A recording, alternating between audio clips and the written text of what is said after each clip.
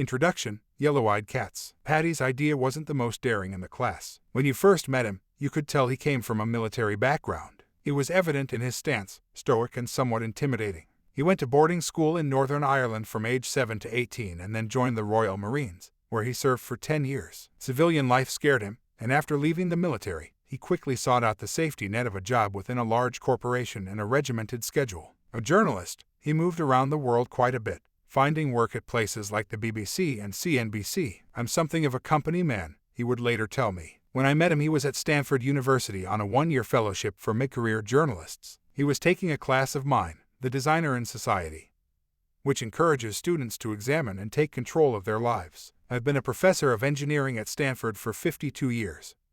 And along the way I've met too many engineers who once dreamed of starting a company of their own, and instead ended up working for large Silicon Valley companies and never taking that big step toward making their dreams a reality. Only a small percentage ever followed through on what they really wanted to do with their lives, and I hope to do something to change that. Having talent and good ideas is only part of the equation. The next step, the harder step, is the doing, taking the responsibility for designing success in your own life. In 1969, I created my Designer in Society class as a way to encourage students to think differently about how they achieve goals in their lives, to get them to stop thinking wistfully about possibilities and start actually doing one in developing the course. I employed principles that we now call design thinking, as well as a series of ideas and exercises I've found to be useful in assisting people to break through walls that are mostly of their own making. At the heart of the course is a self-selected term project. Students must either do something they have wanted to do but never done, or handle something that is a problem in their lives. I am available to discuss their choices. I emphasize that it is their project, however, and that they are doing it for themselves, not for me. Ultimately, they decide which projects to work on. I don't decide whether they're good enough or big enough, and I don't grade on anything other than whether they do what they set out to do. If they finish, they pass. If they don't get credit. One of the most important lessons students take away from the class is to be honest with themselves.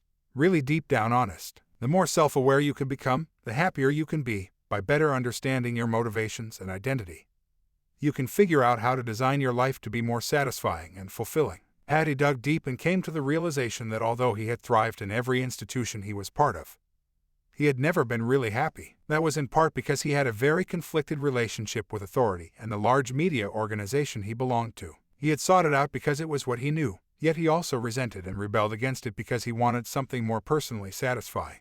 Once he realized and acknowledged this fact, he was able to use that knowledge. For his project, Patty decided to produce his own radio show. When he compared his idea to others, he wasn't sure it stacked up very well. After all, we had students doing things that seemed on the surface much more exciting, creative, or ambitious. For Patty, a radio show was a major undertaking, and it took him a while to realize why he was so drawn to it. He had been a radio reporter, but never a producer. For the first time in his life, he would be making something from his own ideas, without oversight. It was a daring choice for him, akin to starting his own business. I now teach my class at one of the world's leading centers for innovation, the Hasso-Plattner Institute of Design at Stanford, commonly called the D School, where I am the academic director and one of the founders. It's gotten pretty famous. The Wall Street Journal called it the hottest graduate program, and we have more students signing up for our classes than we have seats for them. To the D School is not linked to any particular department, but instead brings together students and faculty from many disciplines to create an environment that fosters creativity, innovation, and collaboration. What the D School does for students is open up their worlds, challenging their automatic thinking and assumptions, and showing them the vast multitude of possibilities around them. We write on whiteboards, post-it notes, and napkins. We try things. We fail. We try again. We fail better. We get things right in ways we might never have imagined, and we gain a better understanding about ourselves and others in the process. Many who have taken my course over the years credit it with helping them achieve significant personal and professional successes in their lives. And I have gone on to conduct workshops throughout the world based on the concepts taught in the class. It's empowering to realize you have more control than you ever knew over what you achieve in life. When you are not happy with an aspect of your life, you can change it. Really, you can. In my class, students have designed and built musical instruments, furniture, vehicles, and clothing. They've written books, poetry, and music. They've flown and jumped out of various aircraft, done stand-up comedy, and driven racing cars. They've learned how to cook, weld, tend bar, speak new languages, and save lives. They've repaired relationships with parents, siblings, and friends. They've run marathons, lost weight, and braved the wilderness. One of the most inspiring projects I watched unfold was that of a student named Joel who reconciled with his father 2 months before his father died unexpectedly of an aortic aneurysm. 30 years later, I still feel tears of joy well up in my eyes whenever I run into Joel, his wife, or his children. The father of another student, Cindy, had always prohibited her from riding a motorcycle because he'd suffered a terrible accident when he was younger. Naturally, Cindy wanted to learn to ride one. She decided to buy a motorcycle and learn to drive it as her project. Several months after my class, Bill, one of her former drawing instructors, was standing in front of his design office in Palo Alto when she rode up on her motorcycle and asked if he would like to go for a ride. He got on, thinking she meant around the block. 45 minutes later they arrived at the beach. That was 28 years ago. They now have 3 grown children together. Another woman in my class overcame her fear of water and learned to swim. I ran into her some months later and she told me she was learning Italian, having felt empowered by her first endeavor in my class. A few years after that, she earned special training certificates that enabled her to change her career field, all thanks to the momentum and inspiration gained from developing her achievement habit. What she and other students demonstrate not only in class but also in their lives after graduation is that achievement can be learned. It is a muscle, and once you learn to flex it, there's no end to what you can accomplish in life. One of my favorite things to do with a group is to ask people to think about who stops them from accomplishing the things they want. It's always entertaining to listen to them explain how their parents, spouses, children, colleagues, bosses, you name it, prevent them from reaching their goals. These perceived obstacles are simply excuses, in almost every case.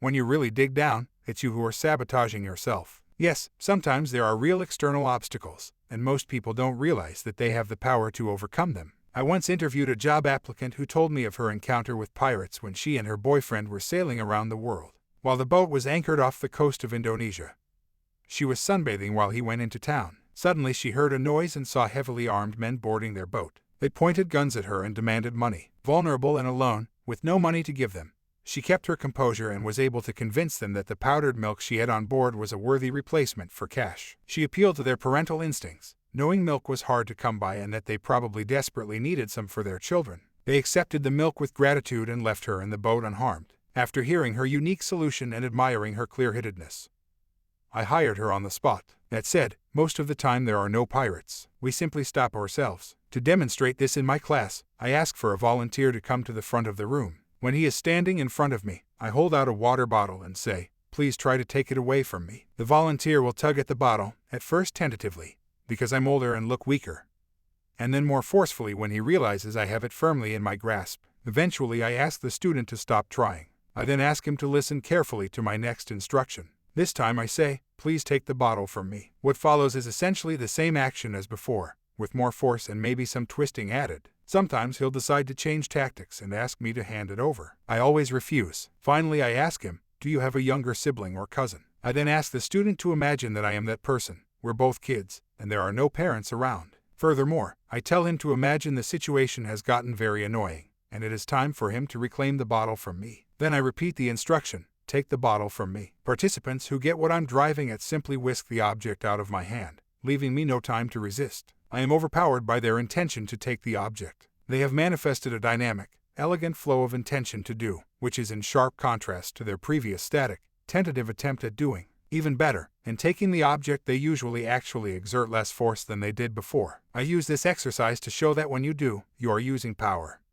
When you try, you are using force. In life, if you want to get things done, it is much better to be powerful than to be forceful. Of course, the switch isn't so easy to make in real life. We've all had the experience of making up our minds to do something and then not doing it.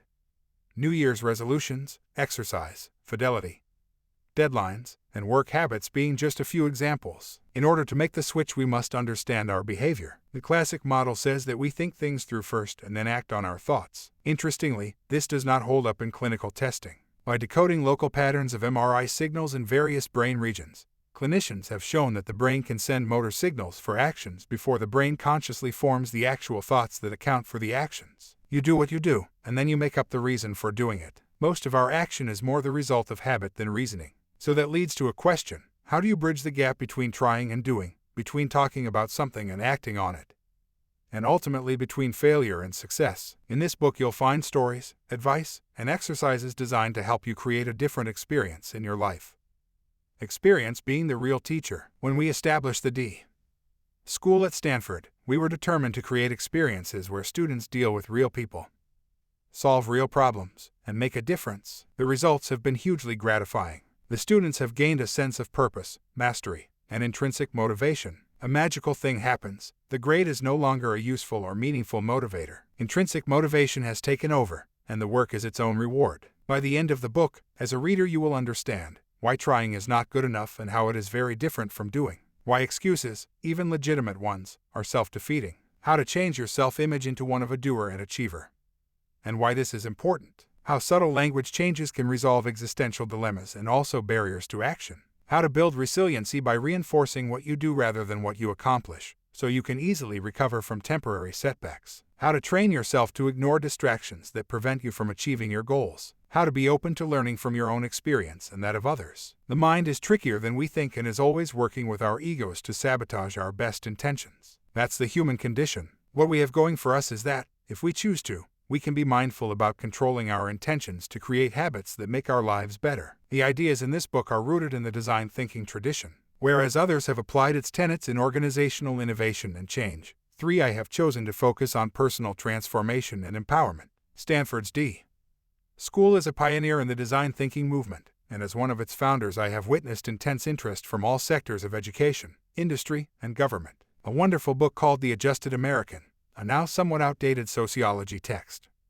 attempts to explain the everyday neuroses of the average American, and it is a great story about the author's 3-year-old son. The boy had known only 2 cats, both Siamese, a breed with blue eyes. One day a Persian cat appeared and the boy squatted down on the sidewalk for a better look. Suddenly he jumped up and ran into the house, shouting, "I saw a cat with yellow eyes."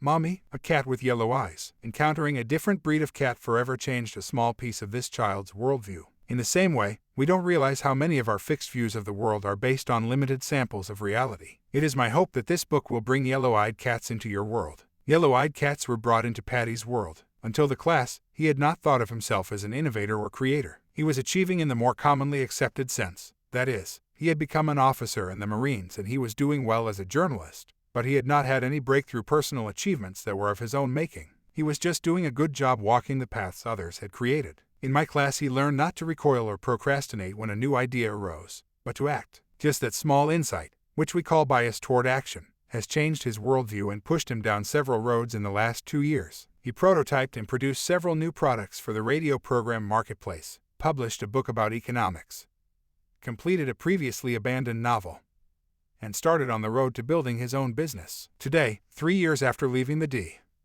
School, Patty is making another gut-wrenching leap, from the safety of being an employee to the wide-open space of being his own boss. Part of him is screaming in terror at this idea, and the part that channels what he learned in the class is telling him to go one small step at a time, to prototype his ideas, and to trust the design thinking process and himself. You can do the same thing. As you read on, you will find out how you can become more effective at solving problems, more focused on things that matter, and more satisfied with your life. This book will open your eyes to the power you have to change your life for the better. It will give you confidence to finally do things you have always wanted to do while ridding yourself of issues that stand in the way of your full potential. And the experience of taking control of your life will change your reality, making it possible to achieve almost anything you seriously want to do. A note about design thinking. So what is this design thinking stuff, anyway? Design thinking is a set of general practices a group of us has developed over the years that are effective in solving design challenges. A design challenge can apply to just about any kind of product or experience. It's not just about how to build a better mousetrap, it's also about things that are not physical objects. How to improve the wait time at a popular amusement park, how to clean up a highway, how to more efficiently get food to needy people, how to improve online dating, and so on. Design thinking is an amorphous concept that was given its name by David Kelley, another Stanford professor and co-founder of IDEO, when he was trying to explain that successful designers have a different mindset and approach from most people. We all adopted and adapted it at the D School, and the idea took off like a shot. Suddenly everyone was talking about this new concept, design thinking. Something I'd been practicing for half a century without having a proper name for it. It's difficult to give an exact definition for design thinking, however.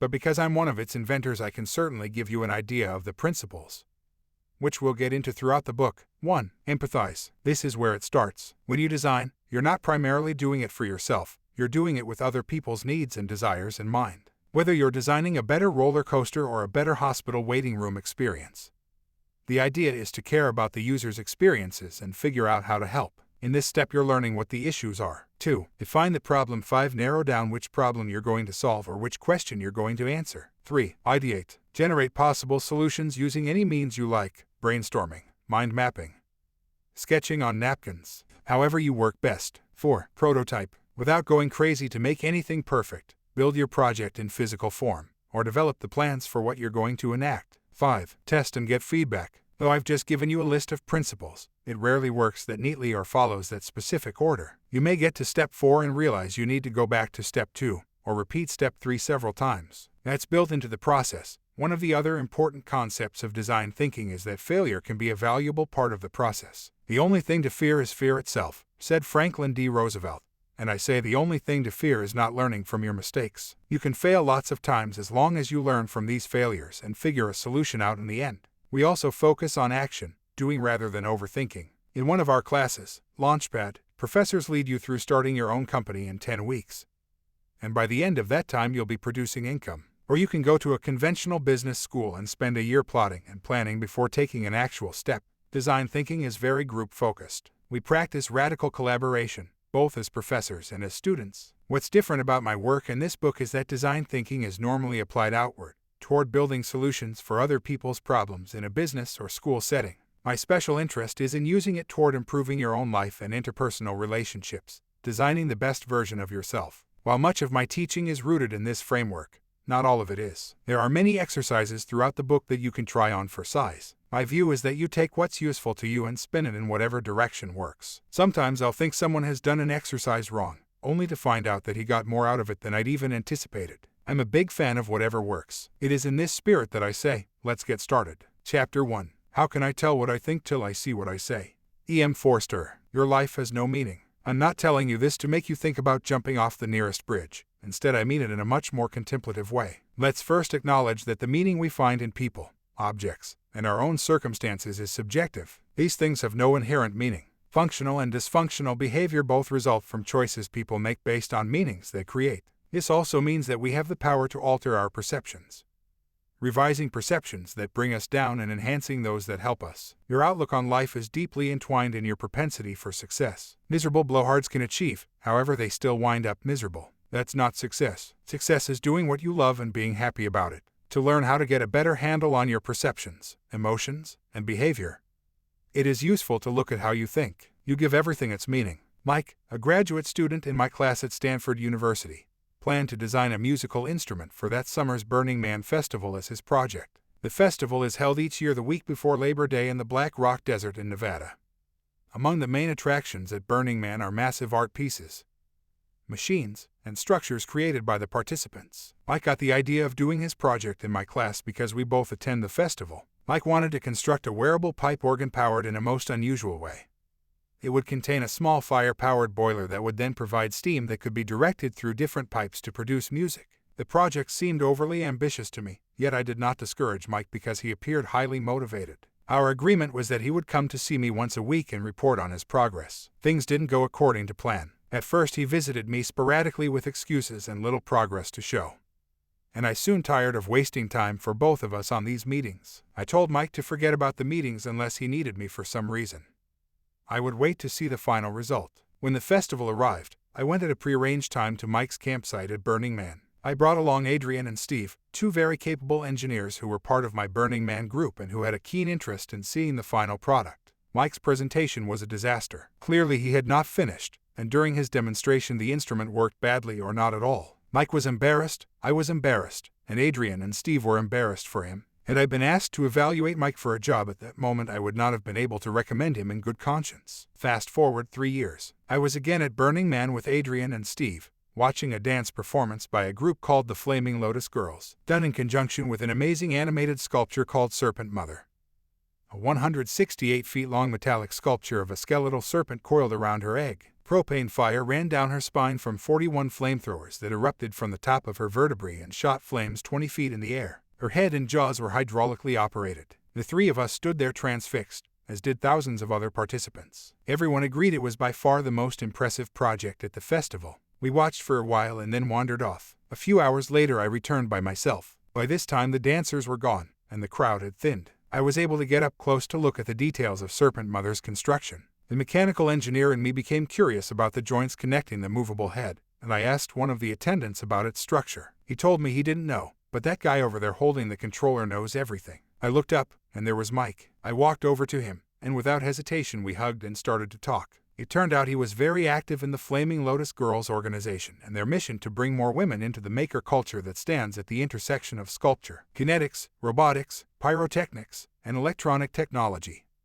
They use a collaborative process that empowers participants to learn new skills and become active artists. Obviously, I was very impressed by what he had accomplished. On my 8-hour drive home after the festival, I had plenty of time to think about my experience. I remembered how embarrassed I had felt for Mike about his class project, and thought of how proud I was now of his new endeavor. Based on my previous experience, I did not have a high opinion of his abilities.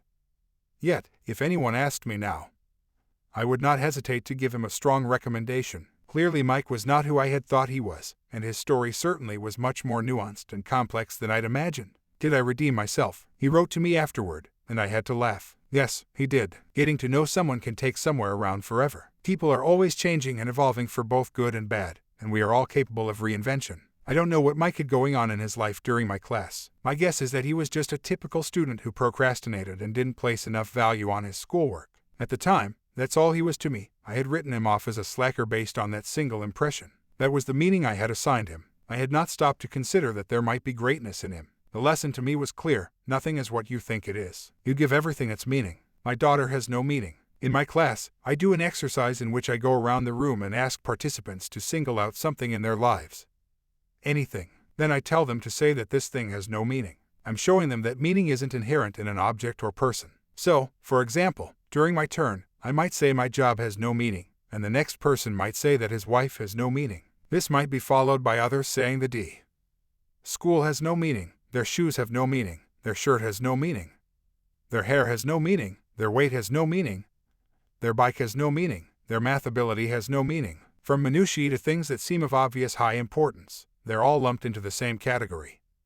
Things that have no intrinsic meaning. After that, the entire group starts mentioning items all at once so that no one is listening to one particular person and everyone is talking at the same time, each creating her own list of stuff that has no meaning in her life. It's a lot of noise and a lot of fun. The cacophony and pandemonium free people.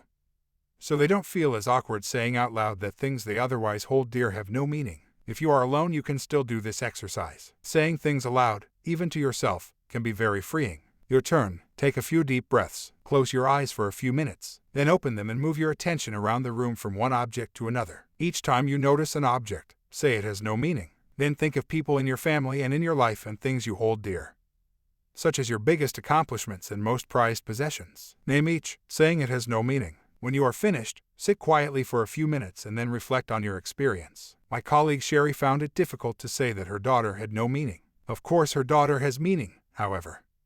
The meaning Sherry gives her daughter is not preordained. Some mothers abandon their daughters. Some mothers murder their daughters. Some disdain and deride them, and others cherish and support them. The variety of possible mother-daughter relationships and the meanings mothers attach to these relationships are endless. The point of the exercise is not to get the participants to change any of their relationships. Rather, it is to empower them with the realization that they have chosen the meanings they give to all of their relationships. As a result, participants often become more aware of how important a person or item is to them, and they realize that they have the ability to change the meaning something has to them. For example, experiencing failure in an endeavor may initially be painful, but it is rarely catastrophic unless you give it that meaning. My colleague Georges was devastated when his son committed suicide after being jilted. The young lover took events that would probably be forgotten in short order and magnified them into literal life and death matters. It is easy to see the tragedy, both in the event itself and in the lack of perspective. Yet many of us lack this perspective, usually on a smaller scale.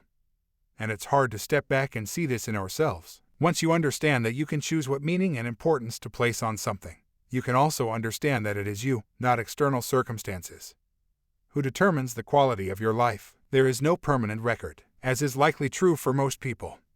There have been many incidents in my life about which I can now laugh, even though they seemed terrible at the time. The earliest I can remember was the day I came home for lunch in tears from my 4th grade class. I had been making noise in the stairwell and a teacher, hearing me, told me that the offense would go on my permanent record card. I was devastated, believing that this record would follow me forever. My mother attempted to soothe me, telling me it was nothing to be concerned about, but I couldn't be convinced. Of course, years later I figured out that there was no such thing as a permanent record card. And the bigger question is, even if there had been, would it have really made a difference in my life? A similar incident happened in graduate school. I was much older and should have been much wiser. Alas, I wasn't. I was studying for my PhD and took an advanced course, Mathematical Methods in Physics, from a young Nobel Prize winner. The final examination relied heavily on some things well known to physics majors that I had not heard of and that had never been mentioned in the class. I got an F when I talked to the professor about it. He told me, "Well, you are an engineer. If I took a music course, I would expect to fail too." I didn't cry to my mother, otherwise the situation played out almost exactly as my 4th grade trauma had. I was miserable and went to see my thesis professor. He assured me that it was nothing to be concerned about. Still, it bothered me for a long time.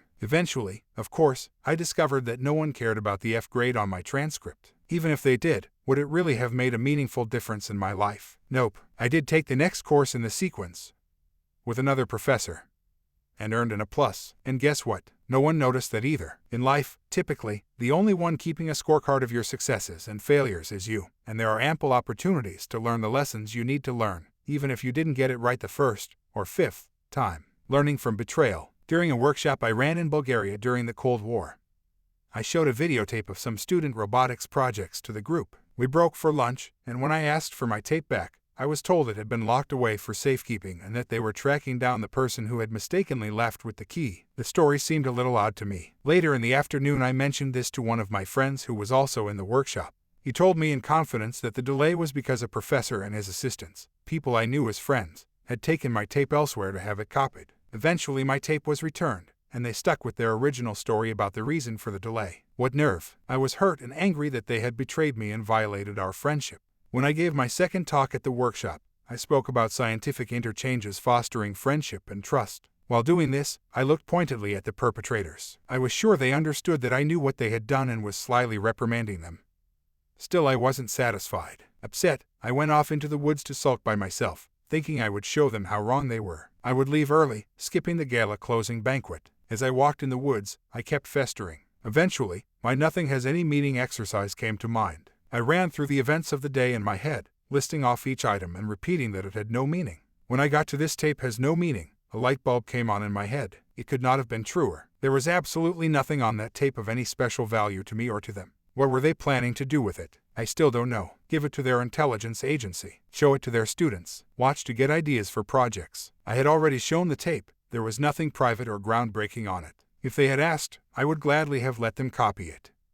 So what was the big deal? I had given the tape a meaning it did not really possess. They should have asked, and they didn't. Big deal. Why was I about to let this ruin my night? Once I cleared my head, I returned to the hotel and ended up having a wonderful time at the banquet that evening. This incident was a vivid reminder that while I cannot control what the outside world does, I can determine my own experience. Once you accept that you give everything in your life its meaning, you feel like the master of your life, not a powerless victim of circumstance and chance. Modified Radical. When my friend Anne got breast cancer and underwent a mastectomy, she wrote Modified Radical, a lengthy poem about her experience that was published in the New England Journal of Medicine and later incorporated into a booklet she titled Modified Radical and Other Cancer Poems. The American Cancer Society distributed the booklet as a patient education tool, and it became a source of comfort and inspiration for many people. Anne received letters from readers telling her how much her poem had helped them. One very moving letter came from a surgeon telling her that even though he had performed many mastectomies,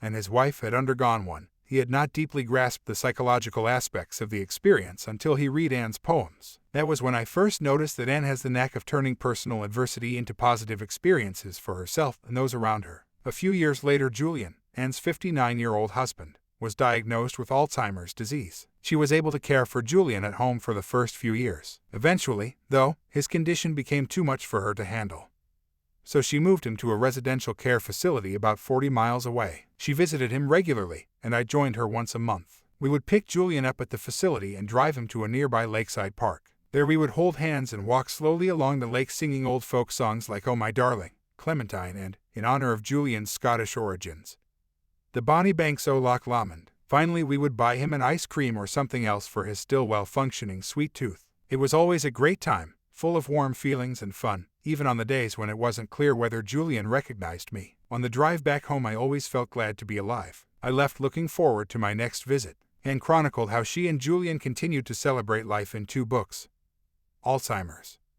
A love story and a curious kind of widow that describe how after the initial shock of fear, anger, and dread, she decided they would go down the road together in a spirit of love. Her books were used by the Alzheimer's Association to give hope and guidance to many families. They also led to invitations to lecture to lay caregivers and medical professionals at workshops and conferences. While Julian was sick, I also had another friend with advanced Alzheimer's. He too had loving and concerned caregivers, but they were consumed by a sense of fear, tragedy, and loss, and he was ordered about like a child and kept under tight control. When I visited my friend, I always felt very uncomfortable for him, and was glad to leave. There was no joy in that place. The contrast with Julian could not have been greater. Interestingly, pre-Alzheimer's, Julian and my other friend had been similar in almost every way, and their disease progression was essentially identical. Clearly, what made the difference was Anne's attitude. For me, it remains a strong reminder of how once we understand we give everything in our life its meaning, we can begin to control what happens to us and even convert our own adversity into a gift to ourselves and our loved ones.